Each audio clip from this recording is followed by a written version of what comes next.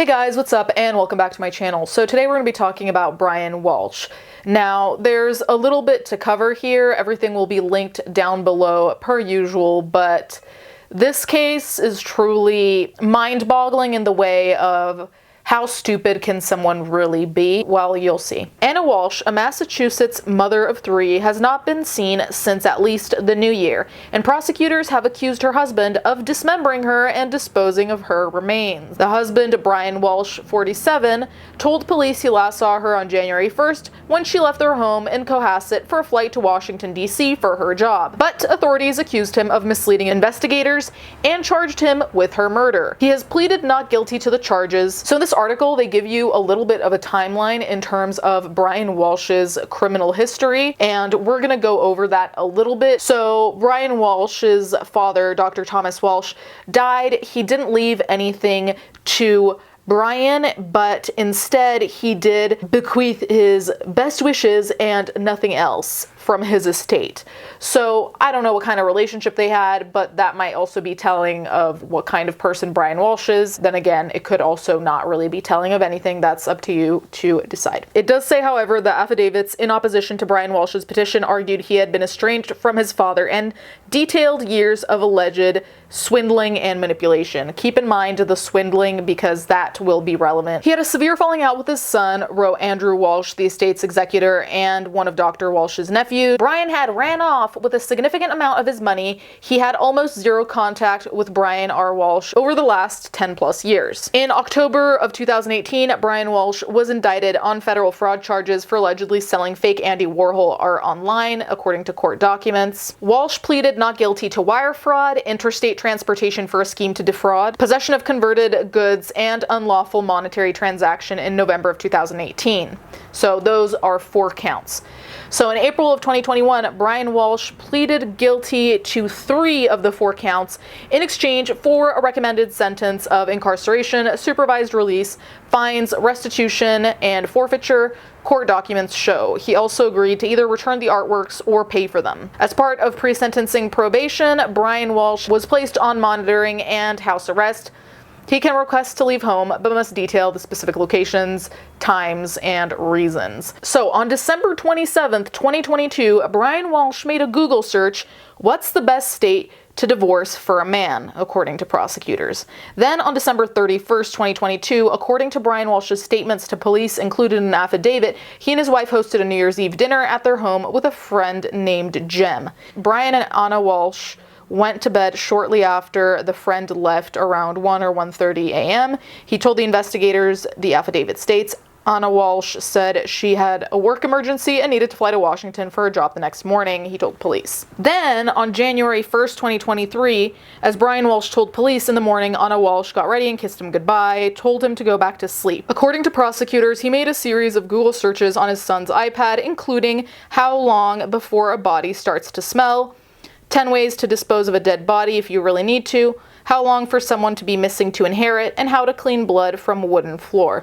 Now this relates to how I came across this in the first place. A couple of you guys did reach out to me about this, but then I came across a TikTok that shows court footage of what was Google searched by Walshe, and I'm just going to put that TikTok here. At 4:55 a.m. on January 1st, he searched how long before a body starts to smell.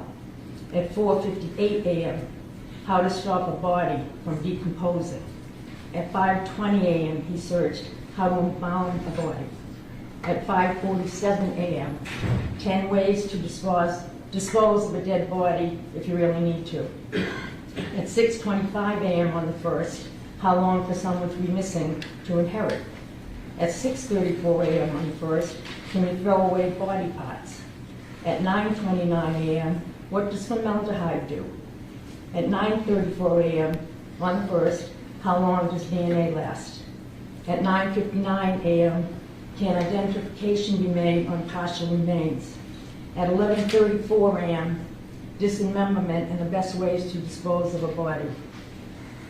At 11:44, how to clean blood from wooden floor.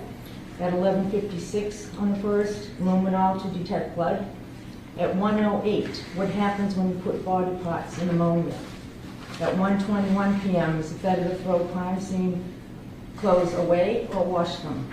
So based on this TikTok, I mean, Googling all of these things to begin with, unless you're writing a book that has murder in it, I don't really know why you'd be doing it unless it's for an artistic endeavor of the sort or for some kind of studies. Fine. Under these circumstances, though, this would almost be a case closed for me because you're looking up all of this and nobody can find your wife. He further told police a babysitter arrived in the afternoon and he left home to get groceries at about 3 p.m.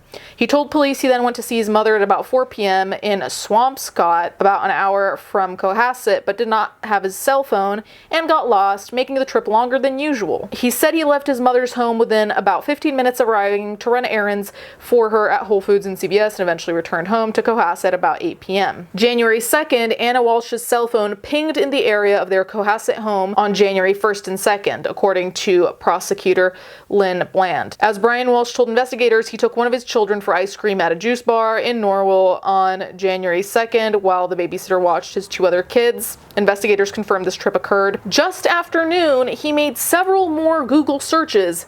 Hacksaw best tool to dismember.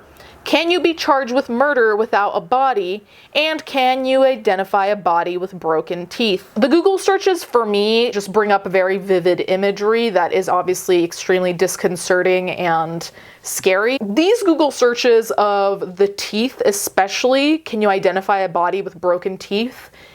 I don't know if the teeth were broken during the murder, altercation, attack, whatever you want to call it, or if that was a post-mortem thing. First image that came to mind was the idea of how violent a beating or how violent of an attack this was on Anna Walshe, that teeth are broken in the first place. But again, I don't know if that was done in order to try to conceal the identity. According to a surveillance video, Brian Walshe traveled to a Home Depot in Rockland wearing a surgical mask and gloves and made a cash purchase, the affidavit states. There, Walshe bought $450 of cleaning supplies, including mops, a bucket, tarps, goggles, a hatchet, and baking soda, according to Bland. See, already all of these things, I don't even know how there can be a shred of doubt. And for the most part, I try not to come to conclusions too quickly on things like this, but truly between the Googling, the spending in cash, I don't know, hoping to go unnoticed, I guess, all of this, come on. On January 3rd, Brian Walshe allegedly made more Google searches, including what happens to hair on a dead body,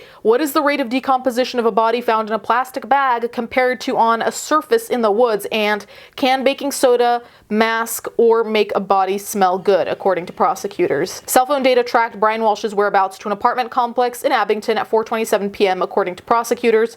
Surveillance video shows he exited his car with a heavy garbage bag and put it into a dumpster, prosecutors said. At 4:48 p.m., he traveled to another apartment complex in the same town, and at 5:10 p.m., he went to an apartment complex in a different town where he again discarded items in a dumpster, according to prosecutors. These garbage bags were taken to a location to be shredded and incinerated and were destroyed by the time police located them. So on January 4th, Anna Walsh's job called the police because she hadn't showed up. Before her job called the police, Brian Walshe had called their job asking if they had seen her, so obviously a continuation of trying to cover his tracks.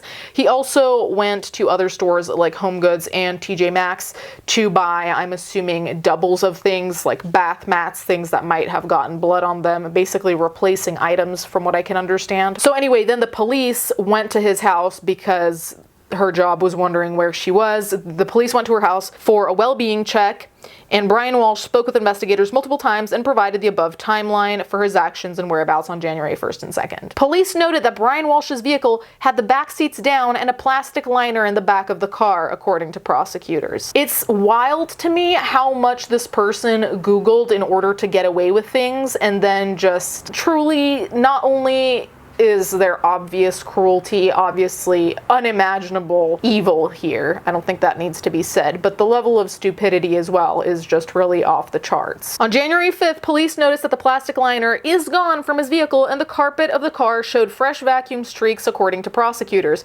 Brian Walshe told police he threw the liner in the trash. Cell phone data showed he went to Swampscott and traveled to the corner of an apartment complex where there is a dumpster, according to prosecutors. 10 trash bags that originated from this dumpster dumpster contained bloodstains, cleaning materials, a hacksaw, a hatchet, a purse and boots worn by Anna Walshe, and her COVID-19 vaccine card. Cohasset police announced Anna Walshe is missing and asked the public to come forward with any information. Police said she was last seen shortly after midnight on New Year's Day. So then on January 6th, a massive search was launched. On January 7th, investigators tried to find footage of Brian Walshe at CVS, Home Goods, the stores he claimed to go to on January 1st and 2nd. They did not find footage of him in said places, so already there he was lying. So then on January 8th, they found a bloody knife inside the Walshe home in the basement, and then Brian Walshe was arrested and charged with misleading a police investigation. So on January 9th, Brian Walshe was arraigned in court and pleaded not guilty to a charge of misleading police. Bland, the prosecutor, said investigators had found no evidence of Anna Walshe taking a ride share from their house on January 1st. She said his statements to police caused a delay in investigation.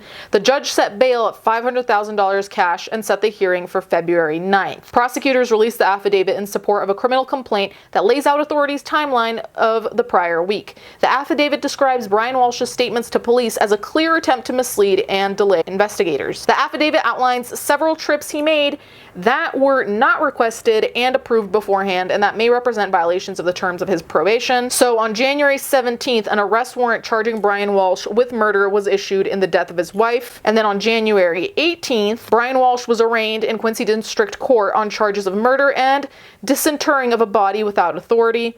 Prosecutor Lynn Bland accused him of dismembering his wife and disposing of her remains in dumpsters. She also laid out some of the evidence that led to the charges, including the discovery of Anna Walshe's belongings and blood in the garbage and Brian Walshe's Google searches. A not guilty plea was entered on his behalf. His attorney, Tracy Minor, issued a statement suggesting the evidence against him was not strong. I'm going to read the statement, but I don't know in what world, like how much more evidence could you really request? Like I'm really trying to genuinely think, what other evidence aside from a confession maybe could you possibly hope for? His Google searches, his location, lying about where he was, not requesting or telling his probation officer where he was going, the bloody knife, the liner in the back of the car. Like truly, this feels like he wanted to get caught almost. And I don't think he did want to get caught, but genuinely there's just so much there that it looks like it. In my experience, where, as here, the prosecution leaks so-called evidence to the press before they can provide it to me, their case isn't that strong, she said. Of course, you shouldn't leak anything because it's going to damage any case and